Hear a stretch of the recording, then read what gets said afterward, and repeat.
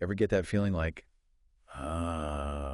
those history textbooks we had growing up, maybe they weren't telling the whole story. Oh, absolutely. What if I told you those textbooks were like kind of battlegrounds Mm. in this like huge fight about what America should even You're be? talking about those textbook wars. Yeah, and guess what? That fight, it's still going on, like big time. Totally. And there's this NPR episode, it's amazing, takes us back to the 1920s and 30s. Oh, wow. Right in the middle of one of the biggest textbook showdowns ever. Okay, so paint us a picture. It's the early 1900s. What's going on? So picture this. America's booming. Immigrants everywhere. Factories popping up. Cities exploding. Yeah, I'm seeing it. And everyone's kind of freaking out, right? Like, will these new Americans fit in? I bet. Big time anxiety. And where does it focus? Schools. Of course. Suddenly, schools are supposed to be like this Americanization machine. Like make everyone the same? Exactly. Unified, patriotic. That's when you get the Pledge of Allegiance, flags in every classroom. Wow. All brand new. It's wild how much things change. Right. Then, bam, World War I. Oh. Suddenly, speaking German, super suspicious. But just a few years before it was normal. Totally normal. Imagine that today. Like, Yeah. suddenly Spanish is un-American. Yeah. Whoa. It shows you how events can just flip public opinion overnight. And in this case, it flipped what you could even teach. Absolutely. Okay, so then comes this guy, Harold Rugg, Ivy League professor. Oh, yeah, Rugg. And he's got this like radical idea for the 1920s, I mean. What's that? He thinks schools should teach about America's problems.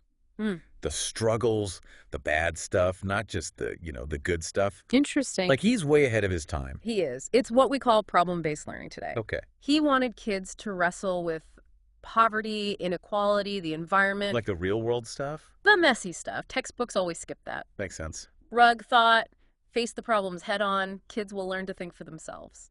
So what were his textbooks like? Not your grandma's history book. No memorizing dates. Okay. These were packed with questions, real data.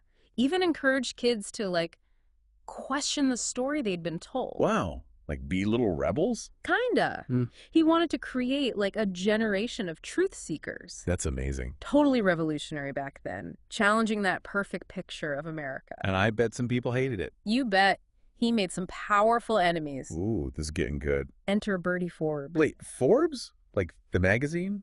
That Forbes, mogul, school board member, and Rugg's worst nightmare. Oh, man. Forbes thought these textbooks were dangerous, straight up un-American, Really? undermining patriotism, values, the whole 9 yards. Wow. And remember, this is the Red Scare. Oh, right. Everyone's terrified of communists. Exactly. Forbes and his crew, they used that fear. Painted Rugg is this, like, secret communist brainwasher. Like something you'd see on the news today. I know, right? Accusations flying, controlling what kids learn. It never ends. And those tactics, super effective. Oh, no. The American Legion got involved. Huge patriotic group back then. Yeah.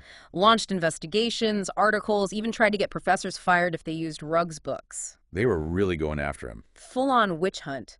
Paranoia and a need to control information, that's a powerful combo. And it worked, didn't it? Yeah, it did. Rugg fought back, defended his ideas, but, the damage was done. What happened? By World War II, his books were basically banned, gone from most schools. That's so sad. And it had a chilling effect. Even progressive authors, they started playing it safe, didn't want to rock the boat. So here we are, all these years later, and we're still asking the same questions. Right, like what are schools even for? Yeah. What should kids be learning? To be good little workers, to be patriotic, to think critically. To change the world. All of that. This debate, it didn't end in the 40s, did it? Not even close. It's raging on today. Look at the headlines. Book bans, fights over curriculum, school board meetings turning into like shouting matches. Yeah, it's like we're living through Rugg's story all over again. Just different books, different players. And it's like we're still so scared of like indoctrination, right? Like someone's going to control what kids think. Exactly. And it always comes down to this question, whose version of America do we teach? The shiny, happy one? Or the one with like all the messy parts? Yeah, the real one. The triumphs and the failures, the stuff we're not so proud of. And that brings us to those book bans. Oh, yeah. Thousands of them, right? Just last year. It's crazy. And a lot of them, they're targeting books about like race, gender, LGBTQ stuff. The stuff that makes some people uncomfortable. Right. And it makes you wonder, are we like doing kids a disservice? By hiding this stuff from them? Yeah. I mean, these are real issues. Totally. It's like, are we setting them up to fail, not giving them the tools to, like, deal with a complicated world? It's like that parent in the NPR episode. They ask, what's the purpose of school for your 8-year-old? Yeah, I remember that. Such a simple question, but it gets to the heart of it, doesn't it? It really does. And there's no one answer, is there? Everyone's got their own idea of what good education is. Right. Some people, it's all about, like, job skills, getting kids ready to work. Others, it's character, morals, that kind of thing. And then there's the college prep folks. Academics. Yeah, but we can't forget about being a good citizen, understanding how our country works. That's huge, especially these days. And that kind of goes back to Rugg's idea, right? Problem-based learning. Talk about tough issues. Absolutely. Learning how to think for yourself. Mm. That's how you become a good citizen. But it's about finding that balance, right? Critical thinking, but respecting different opinions and making sure what we teach, reflects our values. That's itself. And that's where things get messy. Oh, yeah. Because whose values are we talking about? In a country like ours, everyone's got different ideas. It's like that school board candidate in the episode, Amy. Yeah, I remember her. She meets this woman who's obsessed with age-inappropriate books. Oh, yeah, in the library. And they just can't talk to each other. No common ground. Suspicion, no listening. It's like what's happening everywhere these days. It's sad.